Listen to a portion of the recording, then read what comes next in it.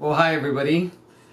Well, people have been asking about me for quite some time now, and I really don't have any excuses as to why I have not posted a video. It's interesting. I was going through all those cancer treatments, and you saw a couple of those videos. I was in agony, like pain I have never experienced in my life before, and somehow I was able to get the videos uploaded. But I got to the other side of my treatments and things turned out well. And I find myself 3 years later getting a video up finally after so many people even asked about it. And so this is my update 3 years later from the last treatment. And also I want to address a few things. There have been a few people on making comments about how gays get anal cancer, and it's not a surprise I got anal cancer, and basically I deserve it. And I get that people have their prejudices, and that's okay. Doesn't affect me really. And if it's something that happens, let's say at the workplace or with colleagues or friends of friends or something like that, that's when I really address those issues. So when I have some random person who means absolutely nothing to me, frankly they're quite insignificant in my life, and they make those statements, I don't really retaliate. What I try to do is really just educate. Because frankly, we are 10% of the population, approximately. So approximately only 10% of all anal cancer patients are gay. But because they have this idea of what sex looks like for gay people, therefore they must be the ones that are getting it, and that's not the case. Gay sexual behavior, which isn't really much different than heterosexual, well, that's not necessarily true, but there are a lot of heterosexuals out there, men and women, who participate in sexual behaviors that gay men do, and lesbians as well. But it doesn't increase your chances of getting this type of cancer that I'm aware of and that I've read or have talked to a doctor about. And so I think it's very, very dangerous. I mean, it's really dangerous to have that idea that you are safe from getting this type of cancer because you're not gay. And in fact, because you may think that, you may have symptoms that you will blow off or are embarrassed about, that you really need to address with your doctor, because this is a disease you don't want to mess with. Let me tell you, you want to catch this as soon as you can. You want it taken care of, because the consequences of not are severe. And I'm not talking about the possibility of dying. I am talking about, the physical ramifications of having to go through the treatments necessary based on what stage you're in your cancer diagnosis are horrific. I was stage 2, and let me tell you, my experience was horrific. Horrific. And it wasn't my first cancer diagnosis. I had 5 previous cancer diagnoses before that. And 2 of them, surgery, and we're done. Thank you very much.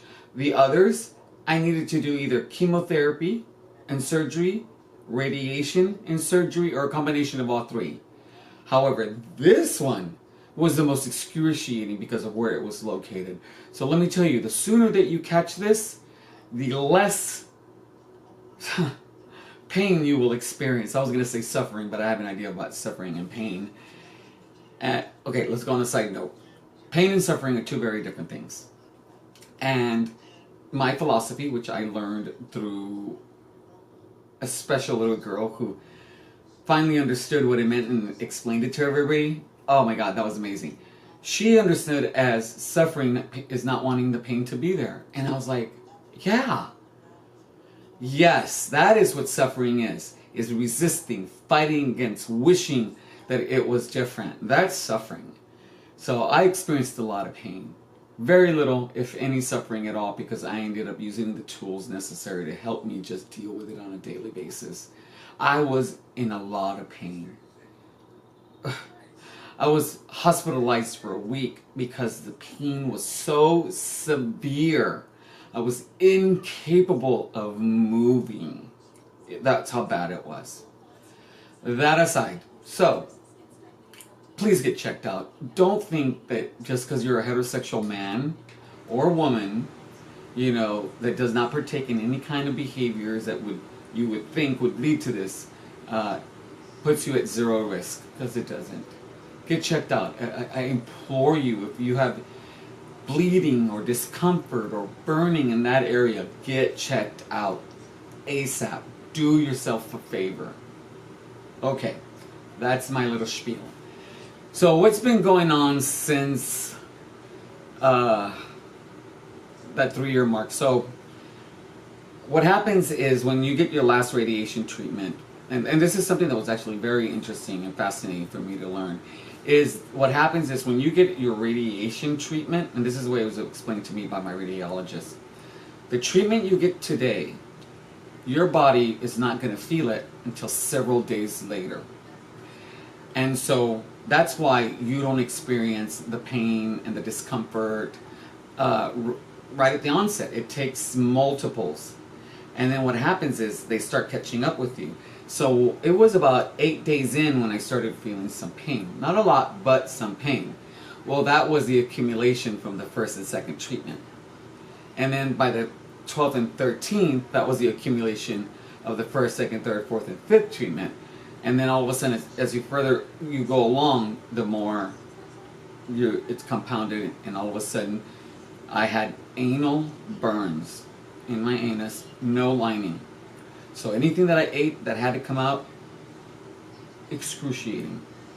There are no words that I know, and I have a broad vocabulary base, that would appropriately describe what that pain felt like. There are no words. So my last treatment occurred, and then it took about 10 days after that for my pain to really start subsiding. And then it was pretty quick. The pain started really going away. I did have some side effects from the treatment, some that are embarrassing, but your muscles are weakened in that area, so you would have some accidents, which I did. It is what it is. And not everybody has these symptoms, but some do. Just ended up mentoring a man who also got diagnosed with anal cancer, and he did not have the severe reaction that I did and my mentor had, which was pretty amazing. He was very, very lucky. So once my body came back and healed, I recovered quite quickly and was able to get back to my life in the way I had before my treatments. And my last treatment was in November, and come January, they went back in, did a biopsy, and said that I was cancer-free. For the 6th time, mind you, cancer-free. Then, so I do my checkups, and in the last 3 years, every checkup has turned out well. I am cancer-free and continue to be cancer-free, and hope that in the next 2 years I'll be cancer-free so I can be in remission. And since 2000, I've been in remission, I think only one time, because of the multiple cancer diagnoses that I've had. So what happens? Well, I recovered. I actually ended up writing an essay. Maybe I'll post it or I'll read it here. I ended up writing an essay about cancer, and it was a collegiate competition, and anybody could join in this competition, and it was, what does cancer mean to you? And so I submitted my essay, and I won. So I won a nice little prize, cash prize, and then I had the opportunity to read my essay to this organization that put up this competition at at Texas State University, where I was going. And the mayor was there, and a lot of people were there, and it was really nice. I had a lot of people come afterwards and say thank you. And I think my essay was a little different what people expected. So you know what, I think I will come in and I'll read it. I also ended up graduating. I graduated with my master's in social work. I graduated with 4.0. I don't know if a lot of you know this or not. I don't know if it was even in any of my posts.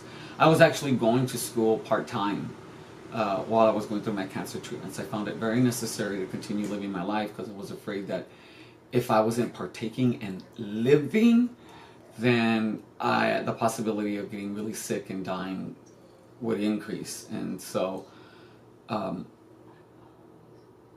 can't believe I did that today. Looking back, it's like, you're so crazy. But it really sustained me. School really kept me motivated and getting out of bed and focusing on writing a paper and reading. And so it really was beneficial in multiple of ways.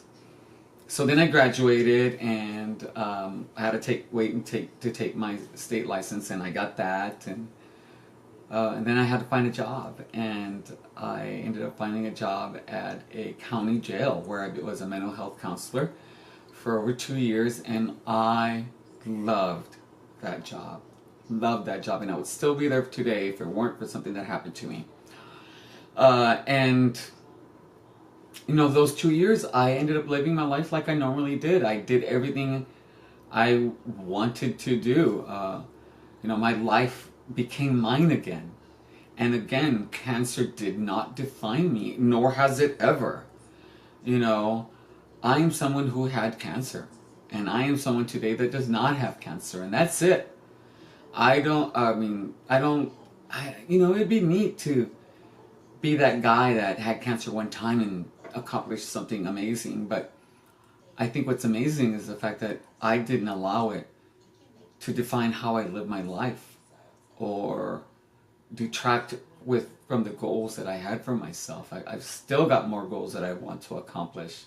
I will tell you that I'm a very happy man. My body has recovered. I'm doing really, really well.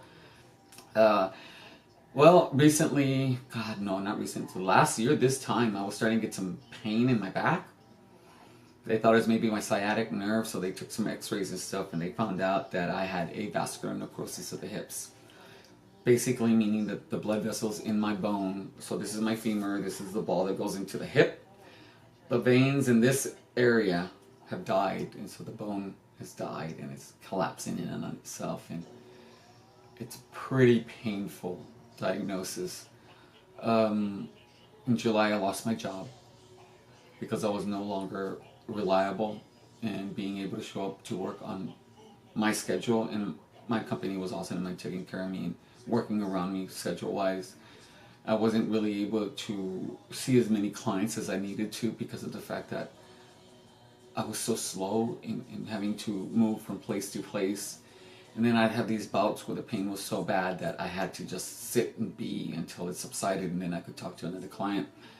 So I had to make the really difficult decision of putting in a 2-week notice so somebody else could take my position, because my colleagues and my employer need somebody reliable, and my clients need someone who's going to be 100% present, who's going to be able to be 100% there to do their job so that they can get the resources that they need and the support that they need. And I just wasn't that guy anymore. So that was really heart-wrenching, having to leave.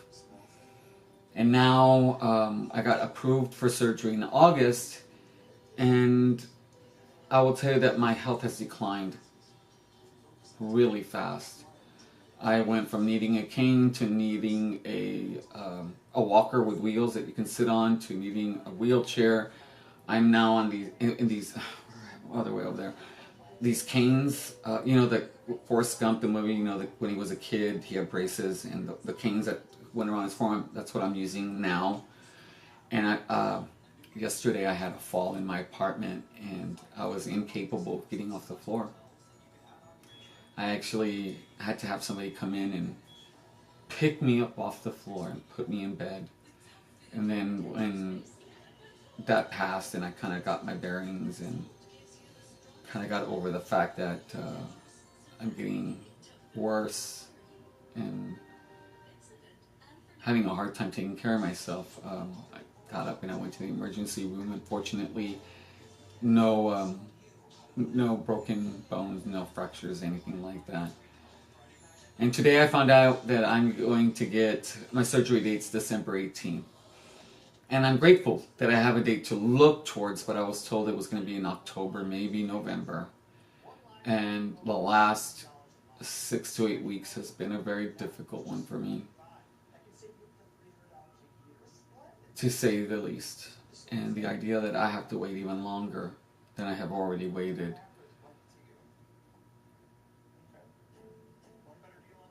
I don't know. I don't know how I'm going to do that. But my doctor is going to set up home health care so people could come in and help me. I'm going to see if I can get a scooter. A scooter? And I've had some wonderful friends come over and help me. So we'll see how that works out. But that's an update from the cancer to what I'm dealing with now. And of course I'll get past this and my life will get back to normal again. So I hope this, meets your needs and or desires to know how I am. I'm not dead. Somebody said, is he dead? I'm not dead. But if you have any questions, write them out. I'm back up. I'm going to be doing videos again. And I'll answer them. All right. Bye.